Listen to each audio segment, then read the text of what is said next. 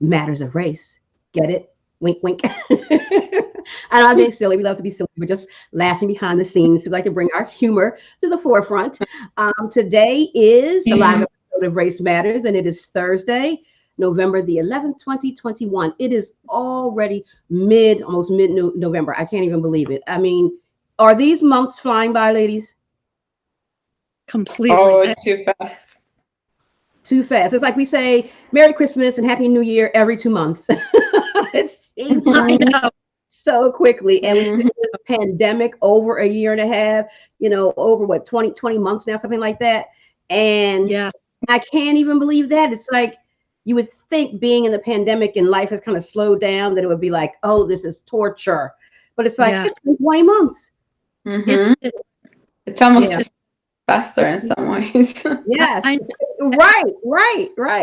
I feel like jumping back in and onto the train is like a jolt still to my system after the period a little bit. Right. Yeah. Right. I think that's part of it, right? Like our energy is not the same. So even though it may be slowed down a bit. Yeah, I agree. My energy is definitely not the same. Some more tired. The pandemic has, brought many things, of course, tragically death. But in some ways it comes back together closer with family members. But it's also like depleted us of energy, many of us anyway. I know myself, because I'm not doing as much. So because I'm trying to limit where I go, because of COVID. So but you have to be mindful of that too, because then it's like, oh, it's like a catch-22. Now I don't want to do anything, not doing anything. I like the comfortable. Right. But that's not good. Oh my goodness. So, but again, ladies and gentlemen, we are live with a live episode of Race Matters here. I am Sharon Thomas. I am the executive producer and owner of Full Life Communications and of this show, Race Matters, and all shows that are on the Full Life Communications Network. And we broadcast simultaneously on Facebook and on YouTube. So you can watch us also on YouTube on the Full Life Communications page. And I am one of the hosts. Stephanie is a host. Mariana is a host. And Rosie is a host. She is not here with us this evening. However, she may join us via the feed and share her comments via the feed if she's able. She's got some other things going on that did not allow her to be on the show tonight. So we miss you, Rosie. But if you could join the feed, we would love to hear your opinion about our topics today. There she is. She's already there. Hey, Rosie. We miss you. So tonight's topic is America Deconstructed. So we're going to talk about the under the umbrella of patriotism, talking about the flag and our thoughts about that, and pledging allegiance to the flag and the Confederate flag. So those are our three topics tonight. So we want you to engage with us on the feed. We want you to now share the feed. So just push the share button, which I am going to do right now too. Push the share button on the feed, share it on your page, create a watch party, whatever you want to do so others can watch it now or watch it when they have time, because that's the beauty of doing these shows. You don't have to watch it live. You can watch it at your convenience because they stay posted. So I am going to turn the show over to my great co-host and let them introduce themselves. Stephanie? Hi, I am Stephanie Esposito, and I am 100% Italian on both sides, clearly. I have had 2 careers in the media, one as a TV producer and one in advertising. And Sharon asked me to join her to do this show, and I thought I would do it because I thought I could contribute and take my skill set and experience and maybe help move some conversations forward. Excellent. Thank you, Stephanie. Mariana? My name is Mariana. I am an immigrant from Republic of Moldova, an Eastern European country. I came here as a teenager, sometime towards the end of high school, mostly in college was when I decided for sure to go in the mental health field. And a few years down the line in one of the classes, I met Sharon. She invited me to also join, and very excited to be part of this team and just the relationships we've been building with the ladies have been amazing. So, yeah, excited for a few more conversations. Awesome. Thank you, Mariana. And we have again Rosie, who is not with us tonight, but she's already on the feed. And Rosie is biracial. She is half African American and half Puerto Rican. And she says she misses us tonight and that she will be back on our next show. And I met Rosie through the church. We attend the same church. So, I met Stephanie in high school. So Steffi and I have the longest relationship, and I'm not going to share our age, but it's been quite a while. Just a few years ago. Just a few years ago, right? Middle school, Sharon. Actually. Middle school, exactly. So we went from middle school all the way up to high school, and then I met Mariana in school too, but that's in the doctoral program. So and again, Rosie at church. So knowing these three ladies and their backgrounds, their ethnic backgrounds, as well as what I thought they would have to share based on my knowledge of them and my relationship with them, and that they weren't afraid to speak up because this is a difficult topic to talk about. That's why our tagline is a safe place to have the hard conversation. Everyone can't have this type of conversation and have it in love. We can argue, scream, and shout as we disagree, but that's not what we wanted to do. We wanted to be able to disagree in love, if and when we do disagree. And so, because that's the only way that we're going to make advancements in and with this issue of race in America, if we can come to the table and I can still love you at the end of the conversation as a human being, love you, because we are all created as one. There is no race of black, white, and all of that. It's the human race. Man constructed race as a color. That doesn't really exist. It is the human race. And so if we can all love one another in our differences, and how we think about race is not the only difference that we have many differences, but if we can love one another through our differences, then we'll be able to get somewhere with any issue that we have, because now we can come and reason together. We can't reason together if we are leading by our emotions and allowing irrationality to be the bearer of the conversation.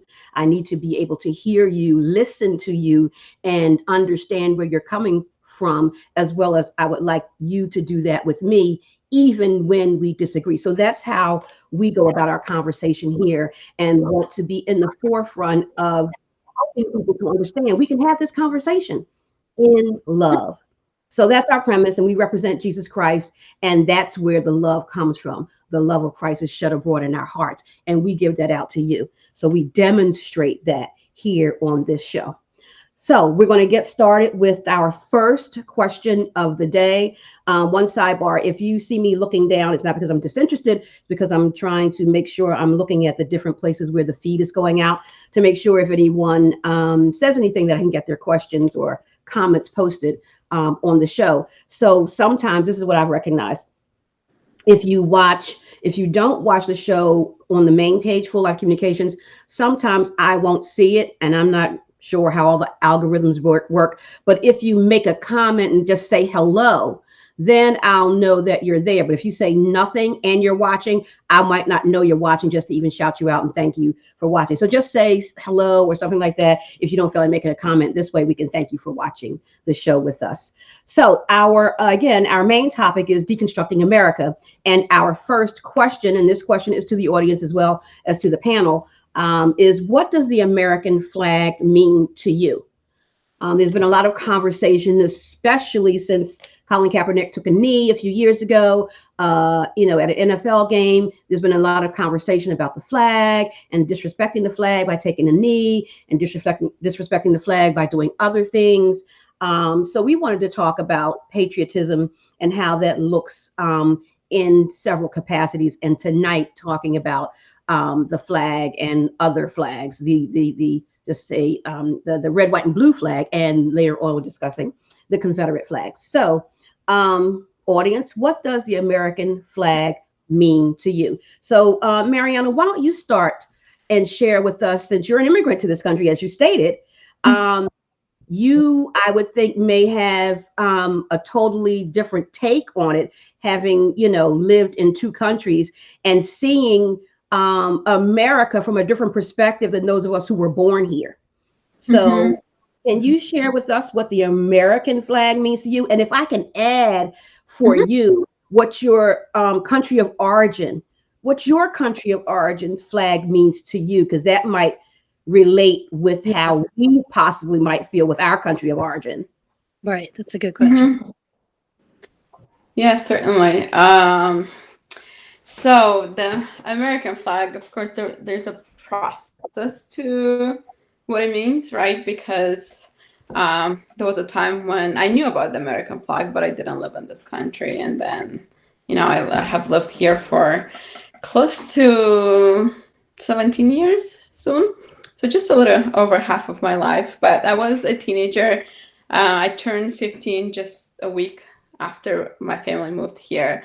So by 15, like you understand quite a bit about your culture of origin and other countries and things like that. But if I were to look back to like my first experiences of like recognizing flags, right, would have to be the Olympics.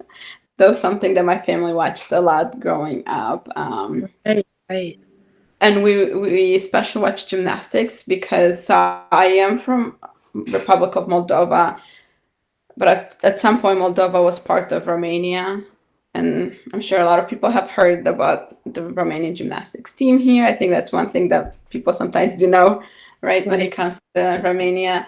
So we always watched a lot of the competitions, the Olympics, but also like world championships and things like that. And I think, I remember thinking, like there was a lot of winners, right? The American flag was always like one of the ones that was always like, whenever there was the medal time, like American flag would probably be there. Like that was one of the things Right, that I remember from when I was a child. Um, right.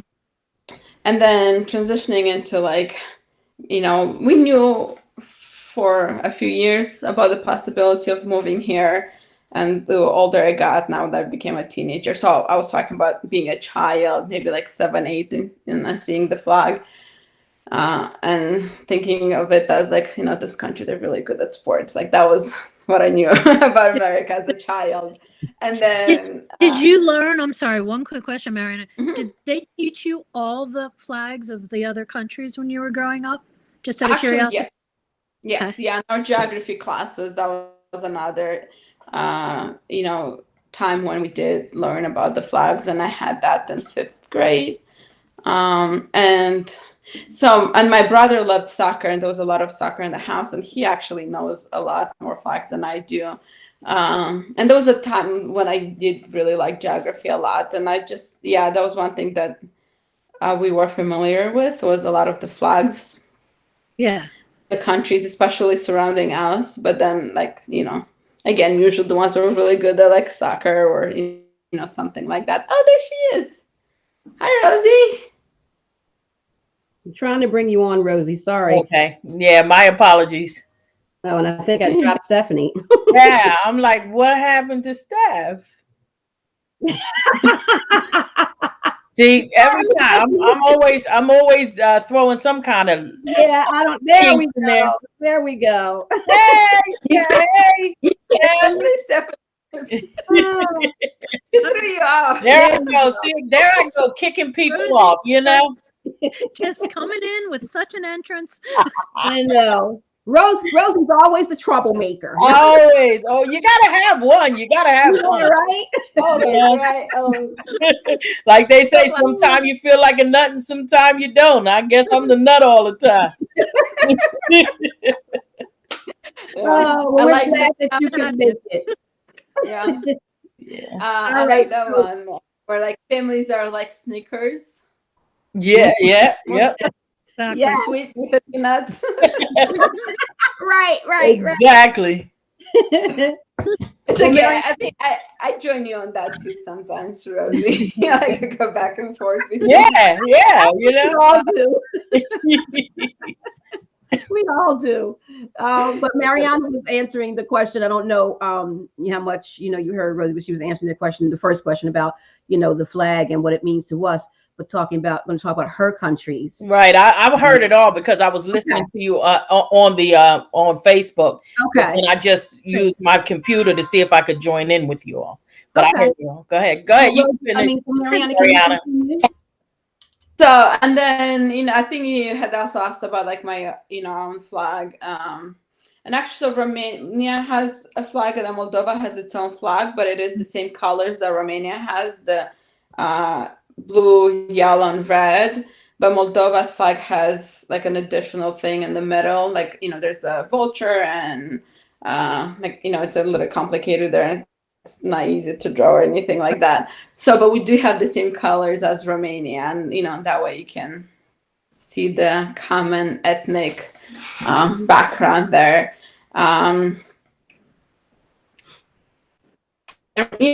Songs that had our flag as part of them, or even the national anthem. We usually use it, like a formal events and such. And but another thing that I think a lot of people associate the American flag with is, and I would have to agree with that, is opportunities, right? Freedom. Right.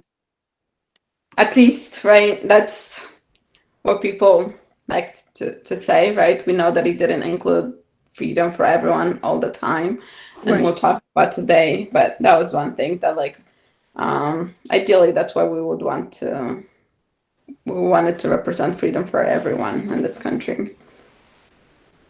Mm-hmm. What do you see, Mariana, as it representing freedom for everyone, as someone who, was not originally born here? What do you see having lived here for a little while? Yeah. Well, I think in some ways, being in the mental health field has provided me with like certain opportunities to be in spaces where individuals in this country might feel safer to say certain things, right, than in other settings. And even then, it's a work of hopefully progress, right, in therapy and some academic settings. But so the school that I have attended for my master's, and Sharon and I both attend for our doctoral program, of course, there's still a lot of work that it can do. But it has attempted to engage with issues of race and social justice. We had Just Mercy author. He is an Eastern graduate, so Brian Stevenson has come on campus and spoken, his brother and others. So Mariana, let me jump in here for a second. Do you know that Dr. Cornell West is speaking tomorrow on campus?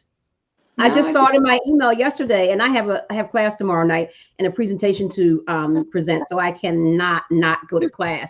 It's from 7 to 9 in the Warner Library. I was like, oh my God, I want it, because Dr. West is one of my all-time favorites. Oh, very cool. Mm-hmm. I hope they're recording that. I hope so too. But sorry to interrupt you. I just wanted you to know, so I forget, in case you wanted to attend. Yes, so. Yeah. I'll have to look that up. Yeah. Mm-hmm. So I think like being at Eastern has been very influential for me.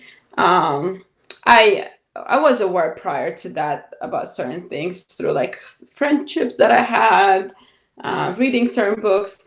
But Eastern was really a place where, because we did have like a higher number of African American students in our classes too. And I was fortunate enough to some of my own choices, but I skipped a year, and then I only took one class one semester, which made me become part of the cohort where Sharon is, one class with her cohort. And then I started with another one, and I'm finishing with like a third cohort, right? So between all three of them, I had the opportunity to meet quite a few therapists. and pastors, many female African American pastors who are amazing people and just like have influenced my thinking in so many ways. But through these opportunities, I really had, I was exposed to hearing a lot of things that I haven't as much before. Partly because, to be honest, for a long time, I was not even all that integrated into the American culture itself either.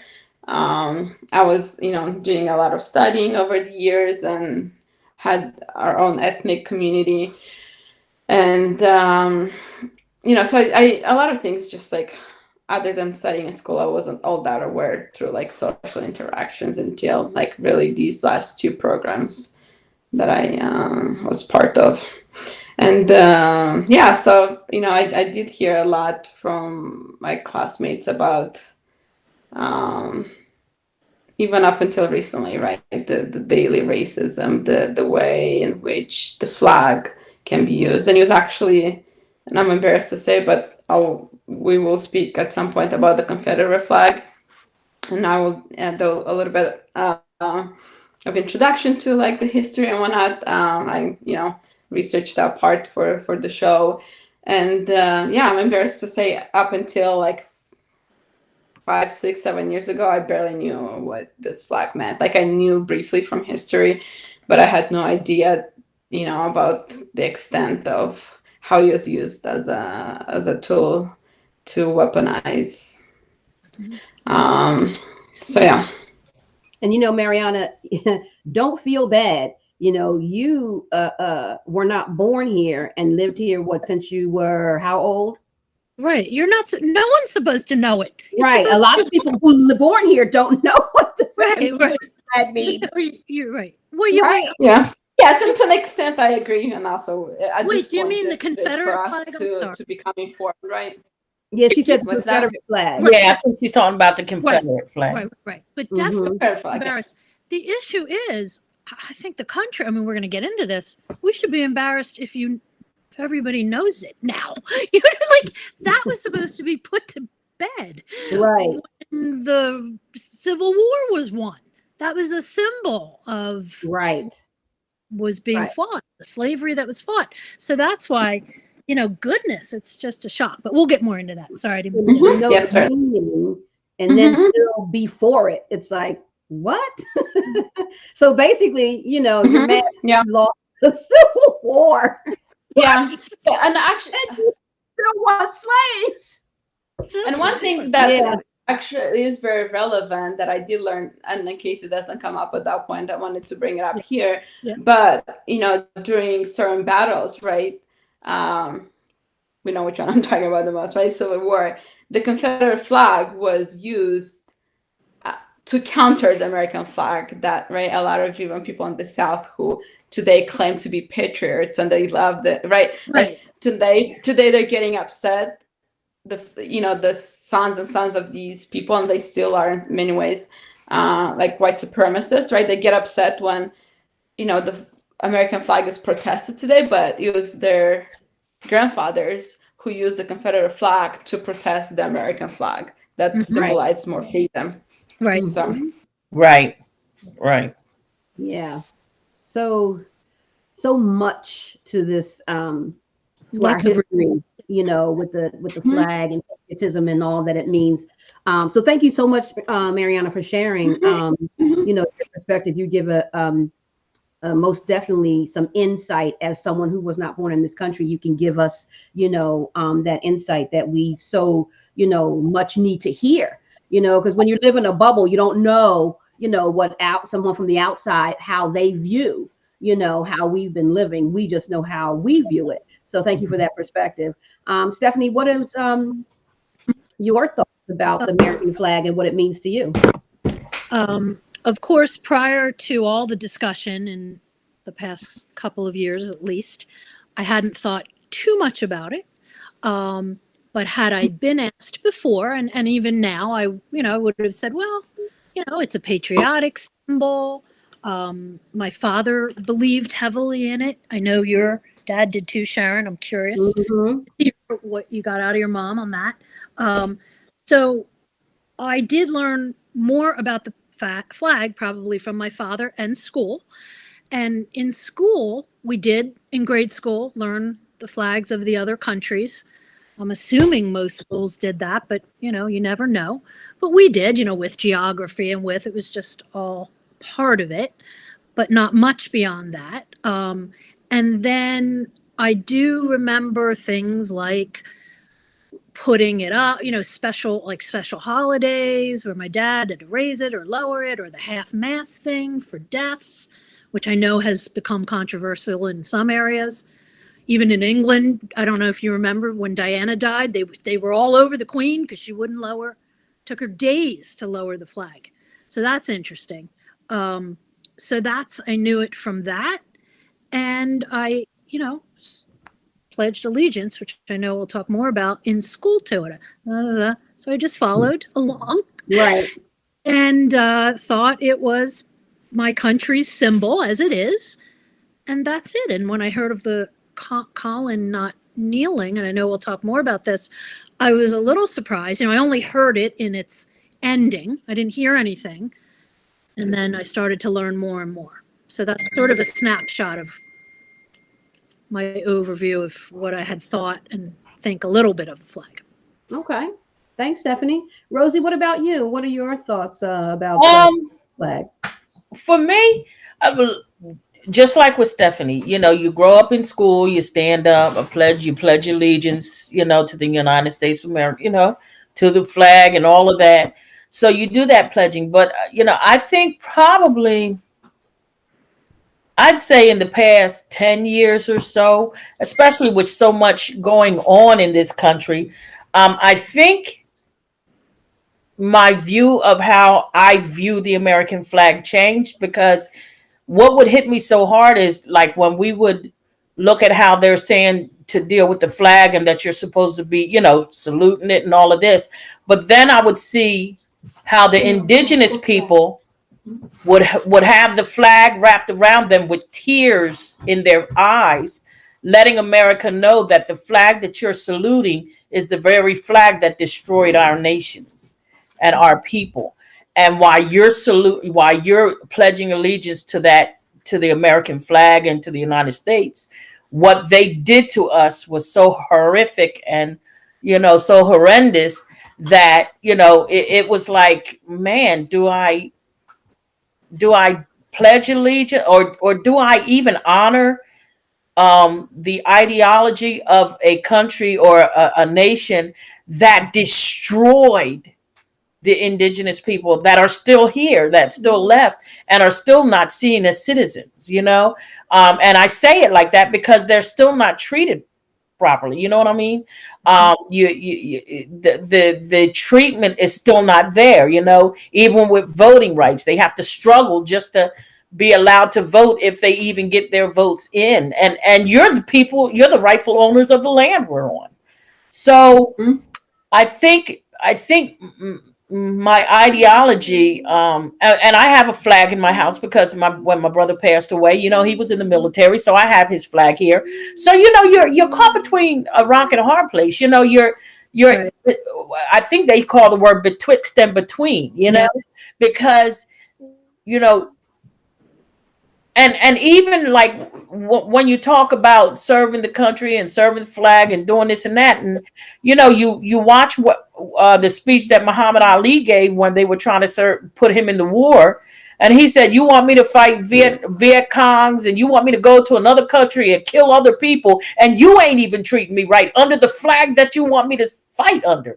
You want me to go there as an American and fight these other people in another country, and you won't even give me rights to be a citizen.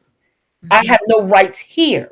So, as a person of color, you find yourself straddling the fence because you want to be, I ain't going to say patriotic, because you know what, the other flag, I can't think of it. What were you saying? Confederate. The Confederate flag is being shoved down our throats right now,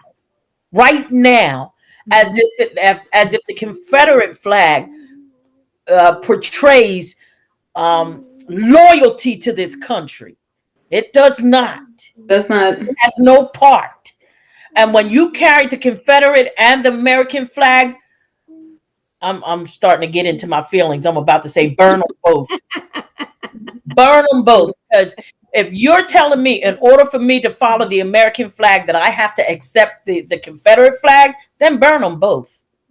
Right. No, you're And the not thing supposed is, to be you don't accept the one. That's what the war is Confederate. for. Yes. Right. That's like a Well, you're And trying to shove it they down my love the throat, war, right? you know?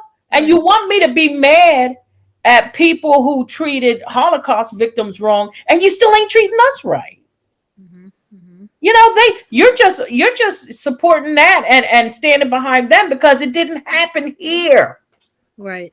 So Right. you have no ownership of what happened to them, but you won't take ownership of what you did right here on the land you're on. And you keep trying to act like, no, that's not, you're not looking at that right. You're just, I guess we keep getting in our blackness, and it keeps It's getting in different our when it's bad. in your own house. We can always Yes. judge the one in their house. But when Yes. it's our own house, it's different. You want to tell somebody how to clean their yard and how to rake and how to cut the trees and how to grow their flowers, and your yard looks like a junkyard. Mhm. Right. Why don't you clean up your junkyard? Clean up your backyard before you start telling other people how to do their yards. Amen. That's the mentality. Stephanie, you had a comment while Rosie was saying something? Yeah, it was just, it's just so fascinating because, again, we know this goes back to studies as well and history. And when you omit pieces and don't acknowledge what happened to certain groups, this is what you get. You get certain groups enjoying, yeah, so I came, this was the land of opportunity, I love the flag. But that, unfortunately, and that's where it is tough, because I know that happened with some people. That happened with my grandfather. He came, you know what I mean? He worked hard and got himself rooted. And unfortunately, there were groups that we are talking about that didn't happen to. So those people that are thinking, well, it worked for me. There's little knowledge and less communication about all these things that have happened to these groups. So that's why the lack of the history and the schooling on it contribute to them getting ignored, not understanding the things that you were saying, Rosie. Because I did, of course, stop and say, well, what is he trying to do? What happened? I didn't get it because I thought, well, we killed the Confederate flag. And to add to that, when you say, and I'm sorry, I'm talking a lot, but this is just is right on my nerves, But you want to tell a group of people that they should honor the flag and do all of this, pledge allegiance to the flag. Yet when the military men fought for this country, came home and had their eyes gouged out because the white people were offended that they were coming home in military garb and suited up as military, and they were getting their eyes gouged out. They were being murdered on the street, coming home from fighting for the flag, the country that you're telling them they should be honoring. Yet they fight, risk their lives, come home and get killed on the street because you got a uniform on and they're not respecting you. How dare you get off of that bus in that uniform? Take it off. Right. We're taking it off. Yeah, they'll be the first ones to send you over to fight, so their sons won't have to fight. Yeah, exactly. Right. So Yeah. it's a catch-22 and it continues to happen, right? And yes. and it happens so much with our athletes too, our African American athletes, right? Mm-hmm. Like at Olympics, right? Look what they did. We briefly spoke about Simone Biles and other athletes who, when it comes to like your skill, we want you're one of us, right? But then you must also do it our way too. And you can't say nothing negative, because if you do, then you're not American. The comments. Shut up and dribble. Shut up and dribble. Yes. Shut up and dribble. Shut up and dribble. All we want you for is your talent. Yes. Anything else, we don't want to hear about your opinion. As far as we're concerned, you have no opinion. Right. You don't walk among us. All you are here to do is you are not equal to us. So from history, all we were, Black people, were to do was to entertain white people. That's what we were doing. as well as, raise their children, build their businesses, whatever. But, but to assimilate into society as a valued citizen, that Right. was not supposed to happen. With an opinion, that Right. was not supposed to happen. And that mentality still exists today. Right. Yeah. So how Right. for you, Sharon? What does the flag mean to Well, and, I have a very short answer for that because I don't really, the flag is a symbol, you? of our society, of each society. So I'm not so much a proponent of flag, flag, flag, flag, flag, because it's just a symbol. It's what the symbol represents is where we should actually be living as far as the morals, the values, the sentiment. We get caught up in the symbol, but are you really representing what the symbol means? That's where I get stuck with Right. not so much I myself, agree. but with other people. So I'm not so much thinking, of the flag and actually just to answer the whole question, well, I guess actually this is the second question. I just got it in mind regarding the Pledge of Allegiance. I stopped pledging allegiance when I was in elementary school, because I, even at that young age, I heard things like, oh, really? Right. Because I went to a public school in elementary school. I didn't go to private school until middle school. And, we had to stand in the auditorium, put our hand over our heart and the Pledge of Allegiance. And so, but, back then, I have a little bit of age on me, right? Back then, you did not pledge allegiance, right? Right, So right, I would pretend. right. And that's what I used to do, Sharon. I used to pretend, honestly, Right. because I didn't like that word pledge allegiance. I Yeah. really didn't like that word, but I And would I didn't mouth want to get it, into trouble. and I'd follow what they were telling me, but I wouldn't really say it. I was just like, Right. I would like have my hand halfway down, yeah, like, moving my mouth, but I'm like, no, I'm not doing this So because it's something just doesn't, even at that young age. And again, I didn't, of course, know what I know now, but it just didn't seem, something just seemed off with me based on what I was hearing. And it's like, yeah, well, that kind of makes sense. Why would I be doing this when, there's so much, just use racism. There's so many more ills that we have, right? And no country is perfect because, with racism, and I'm a Black person in America and how we are treated. And this is saying that, to me, it's like, it's okay. Well, it's not okay. So I'm not going to pledge allegiance to that. Now, in my, age and what I know now, I still don't pledge allegiance to the flag, but my behavior, morals, values, etc., how I live my life represent that I am an American and I am pro-American. I wouldn't want to live as far as being the citizen, unless I'm a dual citizen, of any other country. I love America, but I am honest about our issues. right, That's where I think where we need to be. You can love your countries, but don't deny the issues because we can't advance. So let's just like your family. It's just like saying, oh, my family's great. We have no issues. Lies, lies. Every family is dysfunctional. Exactly. That's exactly Every family is dysfunctional. It's the level of dysfunction that might be different. America is dysfunctional. Let's just admit it. Love the country still. Look, you can love your cousin Junebug, just don't let him hold your wallet. Exactly. Okay, that's all I'm saying. And that's what we have to understand. You can love this country. You can love this country, but you gotta be honest about certain things in this country. Stop being in denial. Yes.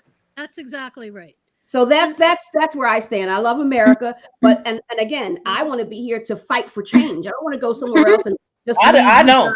I really don't. I really go ahead and do what you want to do. I think I don't know everybody doesn't feel like I do, but I want to be a part of making change. That's why I want to do this show. That's why I asked you ladies to do this show. And because I can move somewhere else and forget America. I'm tired, right? But then if we all took that stance, this is, and of course, let me, if you just follow me a second here, give me a little minute. That's one of the things that I think is unfortunate and problematic with some of the Republicans who are jumping ship from the Republican Party, who are the true Republicans. Should stay in there. Right. I know. You got to fight the good fight. That worries me. That's exactly right. Other ones are coming in. It's like, that's exactly oh my right. God. I worry about that because they're leaving those. So do I. And we definitely need them. You have to have, you always have to have, I think you have to have two parties. You have to, keep each other in balance. That really scares me. I agree. Yeah. So that's my long, short answer. Yeah, but that's the truth, because what they're doing is they're handing this country into the hands of that mentality, because they're, I'm just going to leave it because I'm not going to fight with these. No, fight, please fight, please fight. Listen, we will give to you, not to your party, but to you to fight. Just like we give to whoever. Just don't jump ship, because now you're letting all of those people with that same mentality get up in there.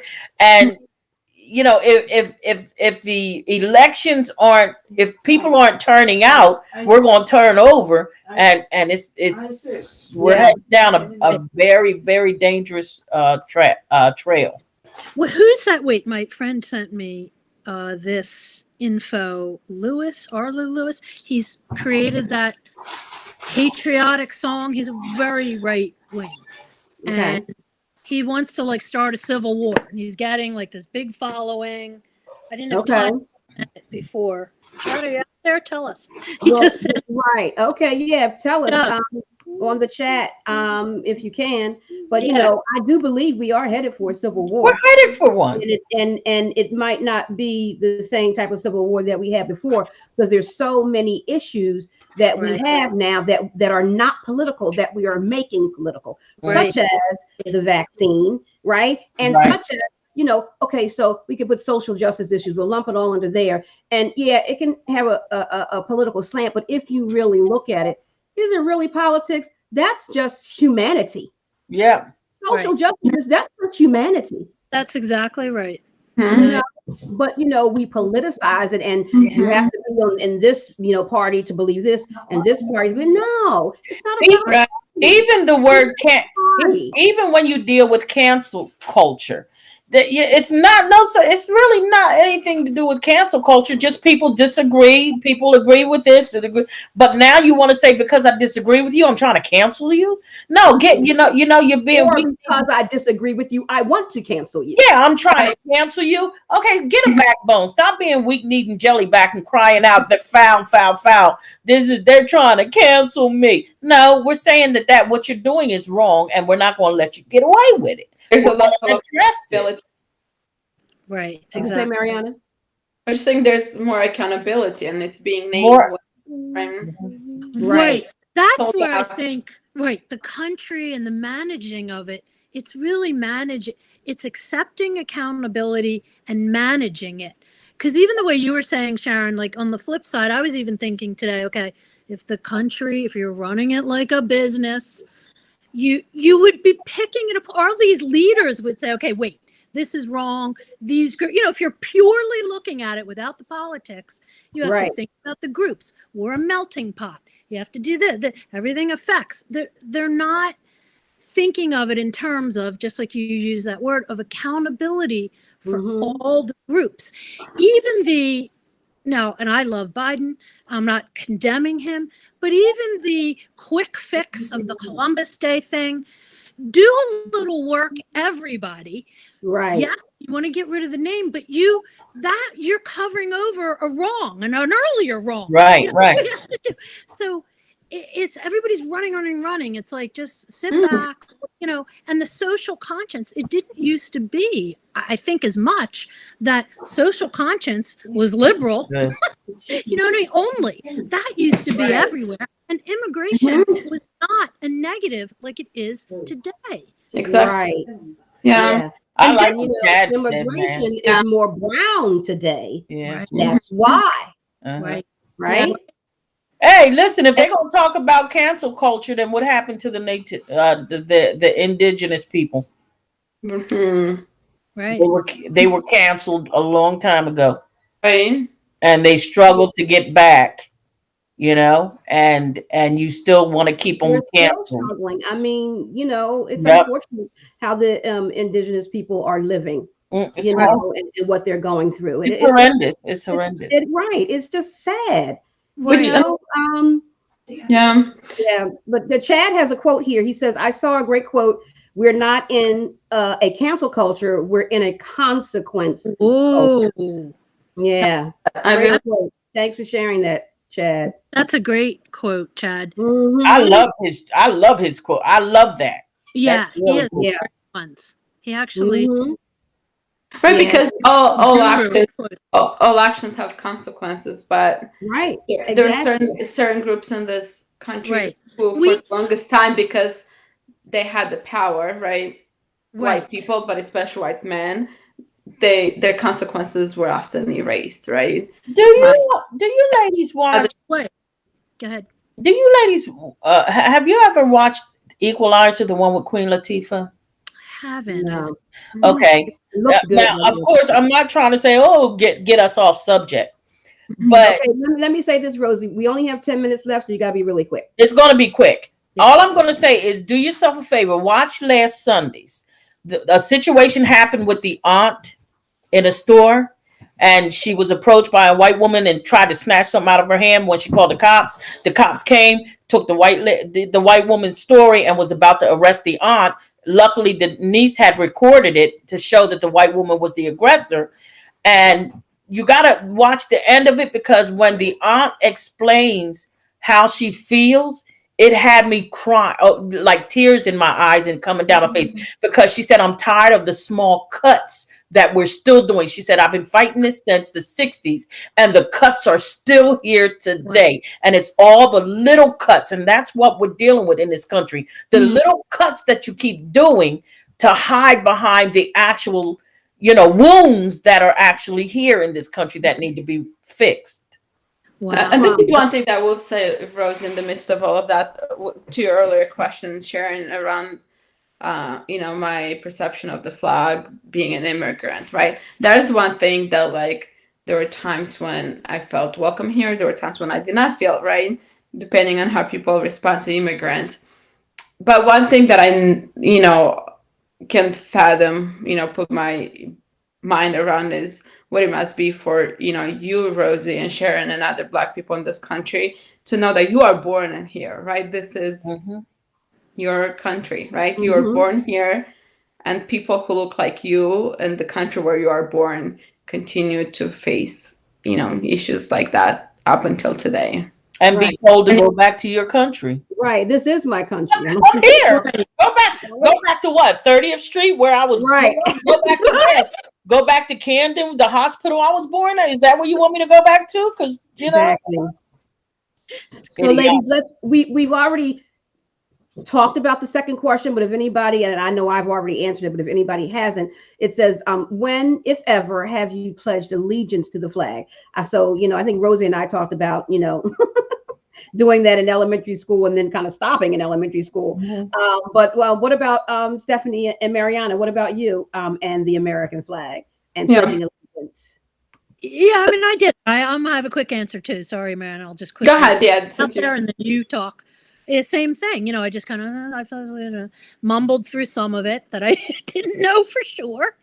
And that's it. Didn't really think about it, and haven't been in a position in my elderly years now being asked to pledge. So that's my experience with it.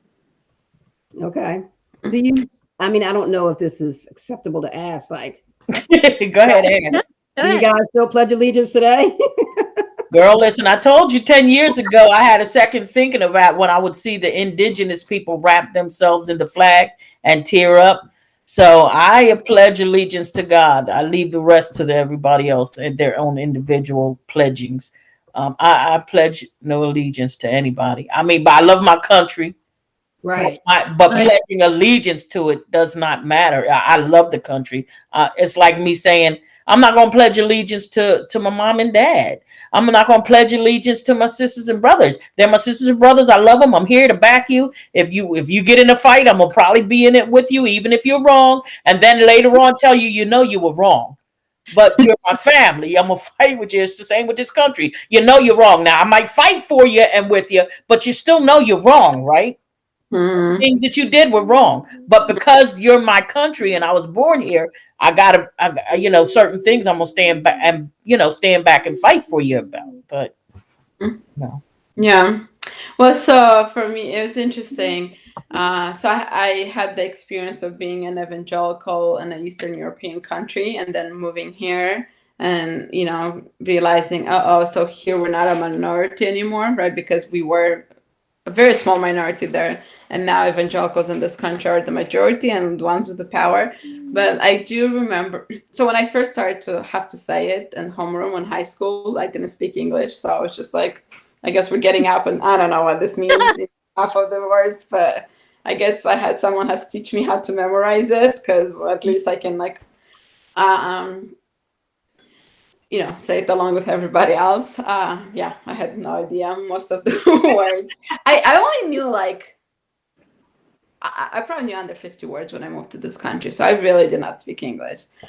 Over time, of course, I learned a bit more, but one thing did surprise me from the beginning, just maybe a bit because of like the attitude of like evangelical Christians towards a lot of like countries, like patriotism in my home country, and there was a lot of emphasis on like we are the kingdom of God's citizens, not our country. There was a level of like, yes, we are Moldovan and we're patriots, but there were certain things that other people would do that were considered patriotic, whereas for us was seen as like sacrilegious. We're like worshiping idols of some sort, right? So when I moved here, I was surprised to see like evangelicals here having no issues, like pledging allegiance to the flag in a way that looked like worship, right? And I was like, like the evangelicals in the other parts of the world will look at this and think like, that's not very Christian-like. So that was interesting.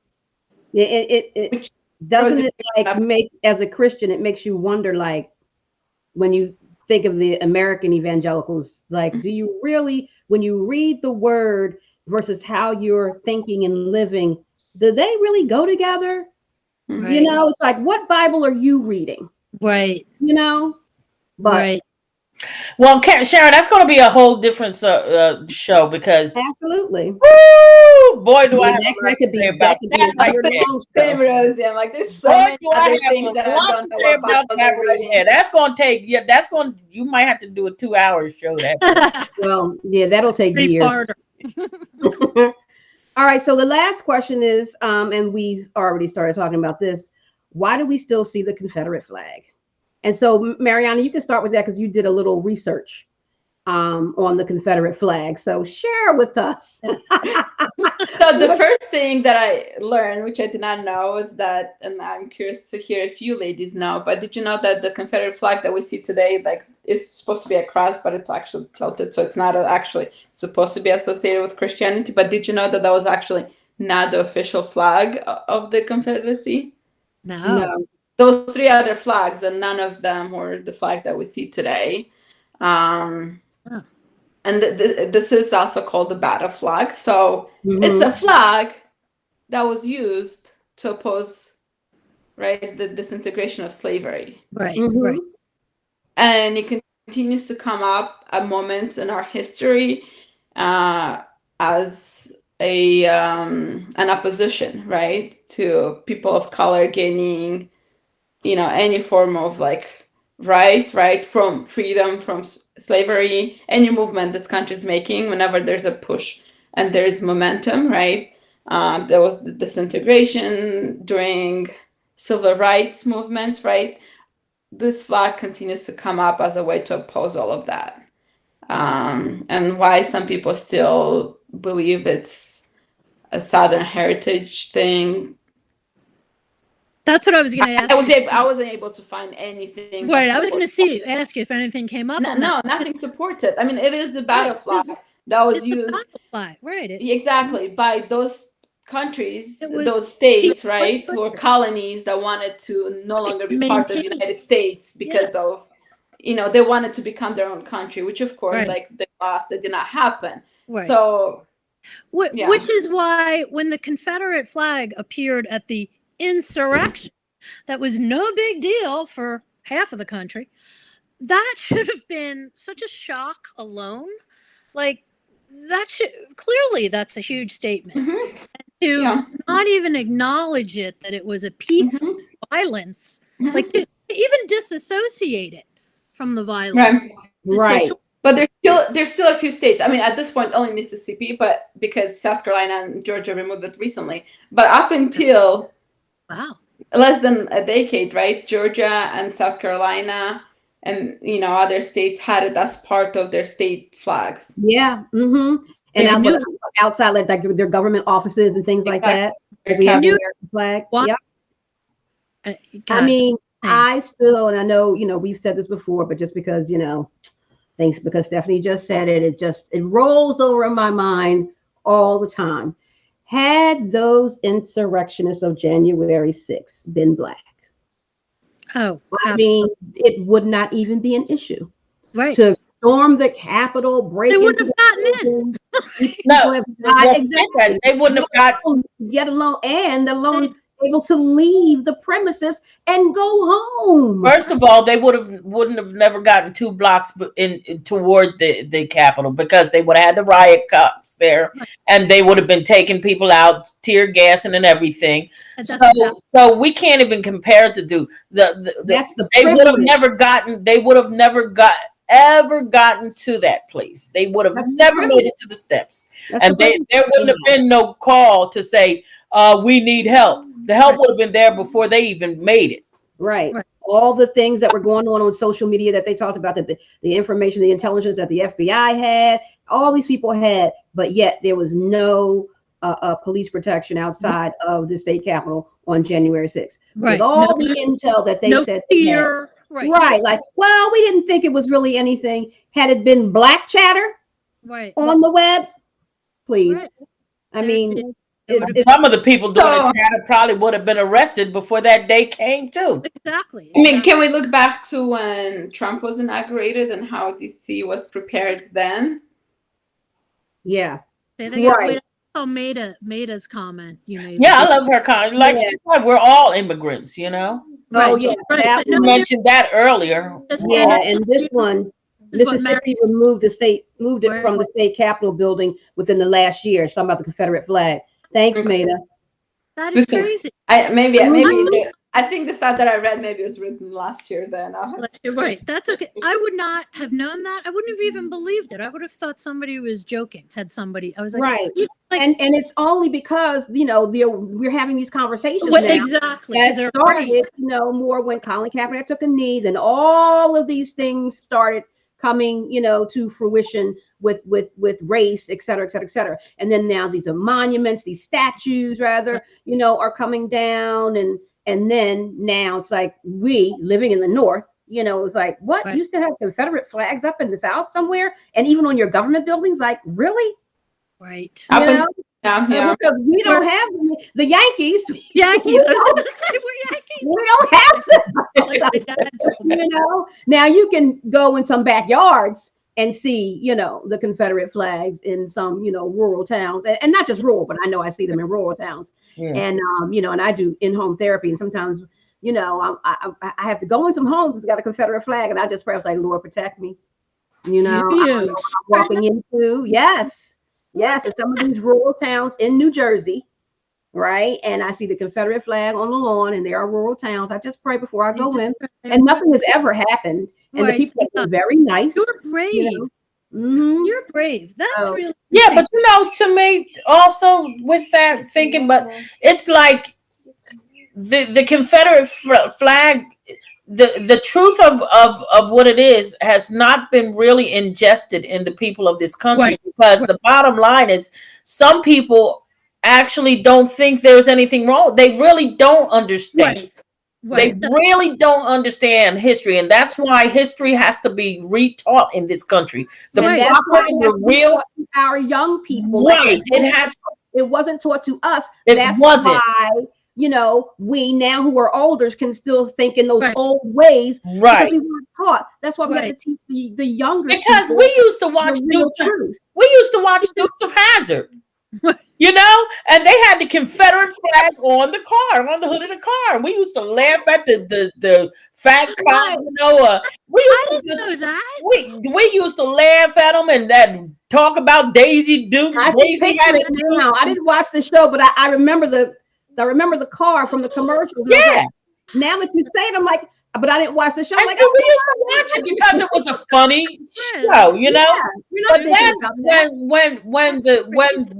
when everything started happening, and especially it started happening when Obama got in office, because that's when they really started showing their true colors. But then when the real issue about the Confederate flag started to come to the surface, then I was like, wait a minute. The Dukes of Hazzard car drove all over, and we love them boys. What? Oh my goodness! The lies Right. that we've been Right. lulled into believing and thinking and not realizing. But it's Right. true. Like Sharon, if those people, I would love to know if the people's homes that you went into, what Mhm. level they really understood of what that Mhm. was. I'm Right. sure, Rosie, you're right. Piece of it, they're like, this is our heritage, blah blah. Because Mhm. they might not let you in had they really been Right. completely Right. That's why I said it, because right. I don't know if you all ever saw that thing on Facebook before, on YouTube, when it was a black family getting ready to have work done on their house, and the gentleman pulled up and backed into their driveway, and it was a Confederate flag hanging on the back of his truck. And the black woman came out. She said, "Listen, you can leave. You're not coming in my house. You're not. I don't believe you just pulled in my driveway with that Confederate. It's time for you to go. I don't need your service." And he was like, "Oh, I can take it off." So that goes to show you the level of ignorance. And I'm not saying they're ignorant.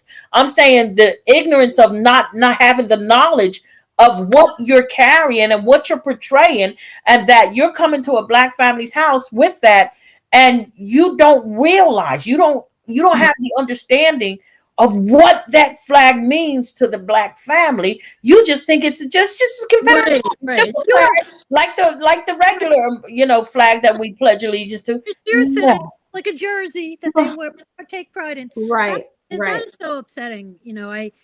I can't believe it. I cannot imagine. I mean, I know you live with it.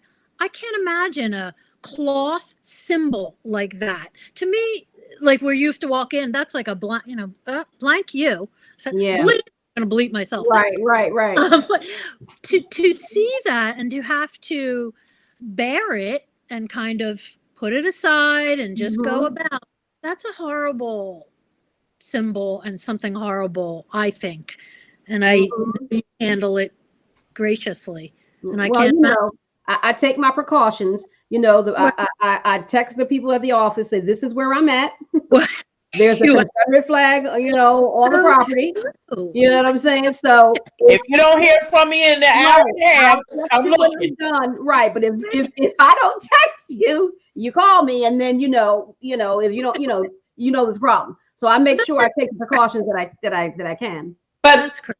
but this is in 2021. You still have to. Right. You And have to think like that. I'm struggling with this ignorance piece, because I think a lot of people now just don't care, because it I doesn't definitely think there's some people like that as well. Right. It's both. it doesn't It's concern not- them. It doesn't affect their That's what it is. People It's like not their something people that. like their ignorance, though. See, here's the thing, because people like their privilege. And if I Right. become aware and then Right. have to, and not that you don't have to, because you can become aware and not do anything about it. But if I become aware and then have to do something about it, then I might lose my privilege. Right. Aware means Right? law. Mm-hmm. The unfortunate part. Right. And nobody, as far as say, put everybody in the brown category, right? No, brown people, we aren't trying to take away anybody's privilege. We just want it to be an even playing field. Why Right. can't we all have privilege? And equity, exactly. Right. Exactly. Yeah, I think I saw that saying. Of being treated the way you treated us. Right, and I think I saw that That's who saying. we are. I saw that That's saying. how we think. Yeah, I saw that saying so many times. We don't want you to be treated like us. We just want to be treated like you. Right. There you go. There you go. Where I'm not making light of this. I actually am serious. It's funny, but I think the battleground will be fought in TJ Maxx, because that is, I run into so many people. It's always mixed. We all have a great time. There's no, because people are in retail therapy. It's so happy. But I say that because I'm going to tell you what I've noticed more in the past year as a fashionista. The white people, I just say this generally, and I was just up in New York, a New York suburb. They're like they're much nicer and vocal. Oh, no, please. Oh, you go ahead of me. Oh, no problem. And in fact, there was a young black man. He must have hit the woman's car in the parking lot. I only came out and saw the end of it. She was like, no problem. Happy holidays. And he's like, I'm so sorry, ma'am. I didn't, and the policeman was writing it up. It must have just been a fender bumper. She was like, it's not a big deal. Oh my God, have a great holiday. I'm seeing a lot of on the battleground at TJ Maxx.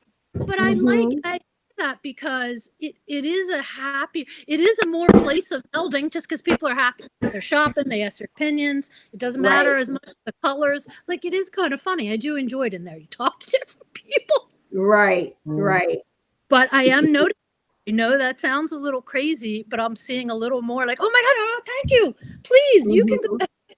And I do, I can't give you a specific example like what you just said, Stephanie, but I do see generally that there are some people who are trying to be more sensitive. Right. And more kind. Friend, but I'm just saying, here and there, when I see it, I laugh because I know I can hear the inflection. I have not seen that as much. People go, oh no, it's no problem. It's a happy holidays to the man that hit her car. Right. Enjoy them. It's okay. It's just a humorous. And I often try to put myself in a white person's shoes who may be living in this time, in this dispensation of time. And it's like, how would I, as a white person, want to try to deal with this issue with an open mind? And I see a lot of white people who are they say they see the fuller picture, but they don't know, well, what do I do? Like, how do I make a difference? So it's like, because you don't want to be antagonistic and be like some other people, but it's like the issue is so huge. Like, how can I involve myself to make a difference? It's awkwardness. That's why I'm noticing it so much. It's nice awkwardness, but it's awkward. That's why it's standing out to me. Do you know what I mean? But it's still a good, better than the other direction. Right. But it's interesting. That's why it's standing out, because they don't know what to do. They don't know how to, except wish you a great holiday despite the car. Right. What I mean? But here's the thing. There's some great things, and we can have this conversation briefly because I do have to go. There are some great things that people can do. However, got to say this before I say what I think people can do, and this is specifically white people. It's going to cost you something, right? Now, it's so say you're becoming an ally, for social justice. It's not just Black people justice. It's it's people of color. You know what I mean? Right. Really fighting, say, white supremacy. So when your family gets together and starts saying these hateful things and racist jokes and posting, all these things, you have a voice in that family. Yeah, that's right. But it might cost you something. But in order to bring about change, you have to speak up. People have to stand up. Continue to allow my family members to spew the racist venom without me knowing the bigger picture, understanding, and having, and I'm just going to say the right perspective, justice.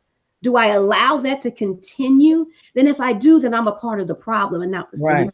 Right. That's what you can do. And then you can raise your children with that justice mindset. So they're raised up from the beginning with the right thought of how people should be treated.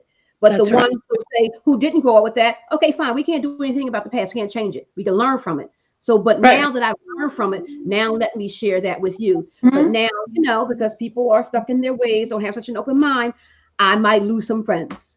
I might lose some family members. Don't lose blood, but there might be some distance between them. But I'm willing to make that sacrifice. Yeah, and the good, right? The social good. You're right, Sharon. I remember reading on social media as a white person. Be mindful of what I post now, right? And maybe I want to say things that are more justice oriented, rather than what I was saying before. That's how we can make a difference. Right. What were you saying, Mariana?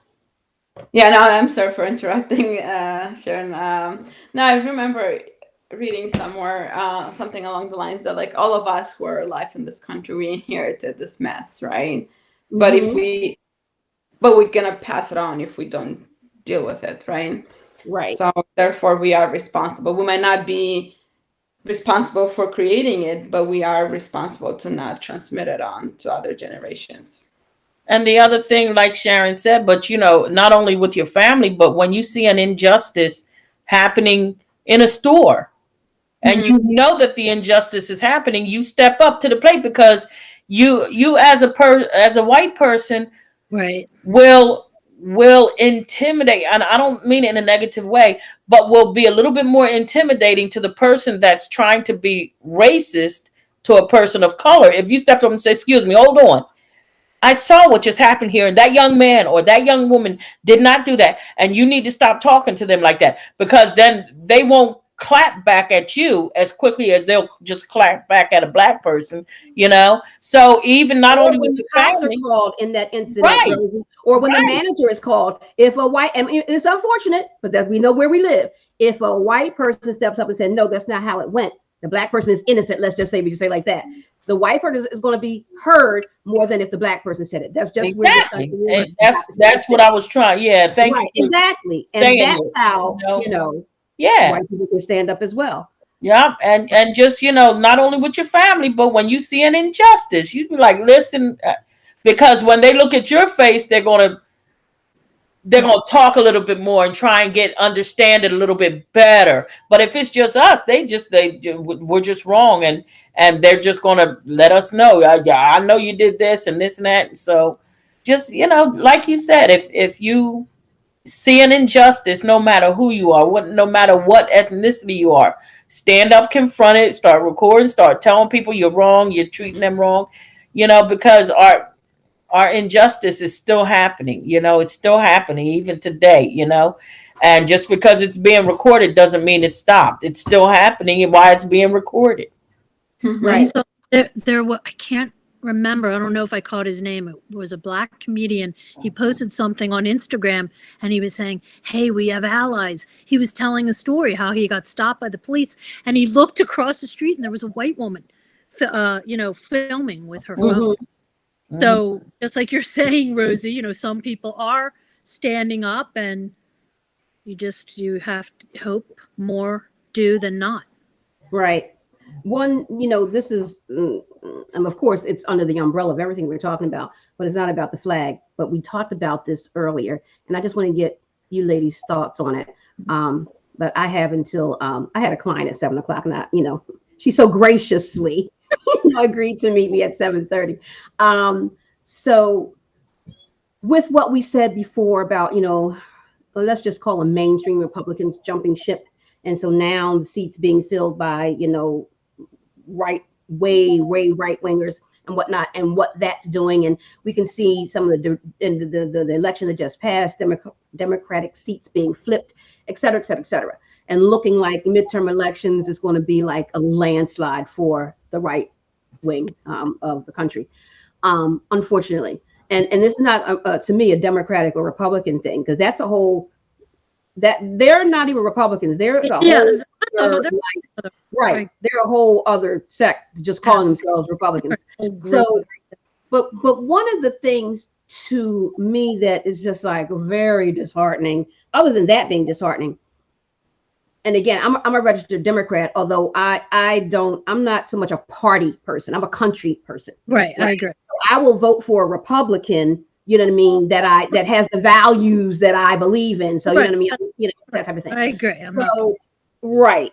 So but it seems to me, and this is my question to you all in the audience, where are the Democrats? If we just want to do Republicans and Democrats, why does it seem like these people are like taking over? That's the sense that I'm getting. Like, where are our people? Why aren't we standing up and going to the polls and like I don't know. I, Why are they winning? It seems like, you I, know what I mean? Does it seem like that to you? Well, it, I always felt the Democrats were afraid of racists, and when racists, and because the majority of the Democrats were white, and when people started talking in their with their hate language, then it actually, in my opinion, just my opinion, it actually put fear in them. and made them afraid. And I noticed that big time when Obama got voted into office the first time, because then all of the attacks that were coming against him, then some of the Democrats started even attacking him. And I was like, wait a minute. It don't matter how you feel. You're supposed to back your man. Right. Well, The Republicans don't, they can vote into all the wrong, racist, ugly people they want, and they will back them. What is They're going wrong to with stand you all? together no matter And what. that's why with when midterm elections happen, that's why the Republicans won in the landslide, because the Democrats had no backbone, did not support their candidate who they pushed in there, and then started, backsliding and started backpedaling in some of his ideology, because they got afraid at the racist people that were attacking them. I mean, really being vicious. They didn't have a backbone, so they started talking, out of both sides of their mouth, and that's why they were lost in a landslide. I'm Well, like you, Sharon. I think that's one side of it. But if we take it out of, say, that particular type of vote electing an official, look at what just happened with, Biden's Build Back Better plan, right? And the Democrats, you get the progressives versus the mainstream Democrats. They're fighting. Yeah. Like, and so, no, we don't want to pass this bill because we want it to be more progressive and we blah, blah, blah. So we're not going to vote for it. Whereas had it been a Republican president with the plan, they would have jumped on it. They all would have voted for it, and that's it. They The would have jumped on it. is no, right. if There's you don't vote for what I want, even in my own party, then I'm not going to vote for it. Then we're going to lose. You're right, Sharon. There's more fragmentation in some components. So, Yeah. well, Actually, in some ways, sorry, go ahead, Stephanie. Finish no, I was just going to say, who was or when Bernie was running, too. Right. The bitter end. It was like, please, for the love of God, you're splitting the votes. Right. You're right, Sharon. I have always kind of found that they will tend, that group, a little more splintered. And I guess the conservative component, just like you're saying, Rosie, keeps them supporting and backing anybody. They're like pit bulls, man. They like pit bulls. They get lockjaw. They get lockjaw. They stick with their candidate. Right. Where ours is like a dog with a bone, right? Yeah, but listen, they'll hold on. Right. And actually, if I could speak up as someone who is more recent, like a very novice Democrat, if that I'm actually, yeah, go ahead, haven't even registered probably as such. I did vote against Trump. That's and as much as I can. I find it refreshing that there's more opinions, and I think in many ways it is more of a. So, the Democrats are sticking together, particularly the progressives, right? Yeah, and I think there needs to be a balance in how it's being done. In some ways, I honestly believe it's a cult to all have an opinion and to all support each other, regardless of the fact that, people I thought had integrity backed up Trump. I lost all respect for even the Republicans that I thought had some integrity, right? Now, on the flip side, right, yes, there's more diverse opinions, but it was the Democrats who held Cuomo accountable for the sexual harassment. That would have never, I don't see where that would have happened within the Republican Party. So wouldn't have. I think the different voices, I think it reflects diversity and the fact that there is more room for diverse opinions within the Democratic Party, whereas the Republican are a meshed blob, Right. It's a lot there's just... It's a cult. I'm going to say I'm going to offend some people, but it is a cult, especially the Trump followers. Yeah. Yes, it's a multi mentality. I agree. Yeah. The left side did not have life-size cutouts to the level that the right. Yes, and I was like, that's the balance, right? Then how do we fight for the things that are important to us, right? Social justice issues. Right. While respecting each other's diverse opinions, but how do we come together? And honestly, with the infrastructure bill and some of this other stuff, I think some of these people are really Republicans disguised as Democrats, because there's nothing about the guy from Virginia, right? Or West Virginia. Manchin. Yeah. Oh, right. Democratic about him. There's people in I'm starting to see that Republicans in his ear. If you look who his donors are, That's why he's doing what he's doing, in my Everything, opinion. like he has big donors, and which is very much Mhm. like, Republican, values. So, Right. Well, and I think that needs to become illegal eventually. Like, no Yeah, they need to get rid of all of that. all those I think all that stuff destroyed Congress. That was Yeah, supposed to be, they're supposed to be for us. You know what I mean? Right. And not have the Which is why they should be put back on a salary That should be a and conflict. making a limited amount of money for the work that they don't do, because they're only in office a month and a half to 2 months a year, right. making the kind of money they are. If they were put back to work for the people, Well, they do get a salary. yeah, their salary is outrageous, because there was a time when they got paid like regular supervisors and management, and they had like a certain set amount of, they didn't have a whole bunch of donors, and they worked for the people. But once they started getting donors, and their salary then shot up. I think they've had donors all along. It's just that the times have changed, and the donations are more, and money is talking more, Right. because they're getting greedier. And Yeah. so now I'm It's to a beholden higher to level. you. Right. Yes.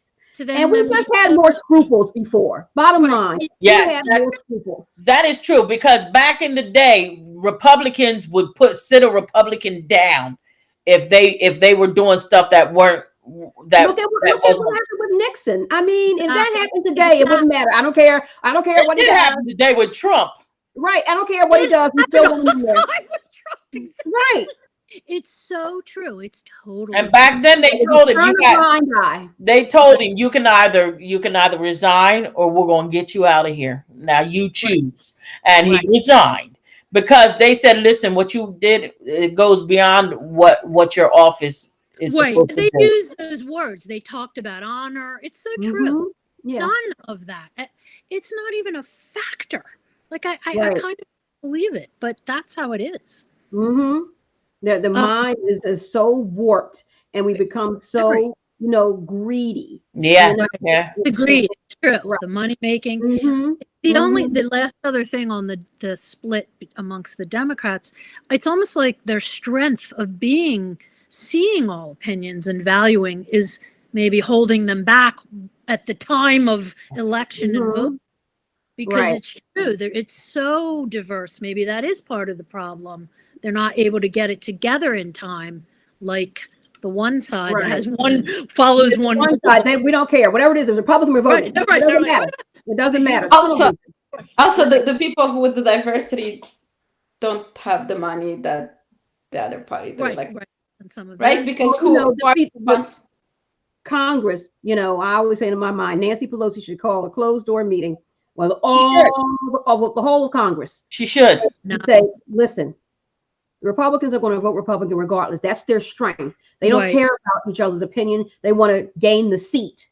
We need to have that mindset. If you want to be progressive, that's fine. We're more mainstream, that's fine. Let's just get the seat, and then we can work it out. Exactly. The bill passed, then work it out more. That's exactly right. Right. That's right. Because sometimes they're tiny things they're falling for, and they're losing the whole thing. Exactly. And when we look toward this midterm election, it doesn't look good.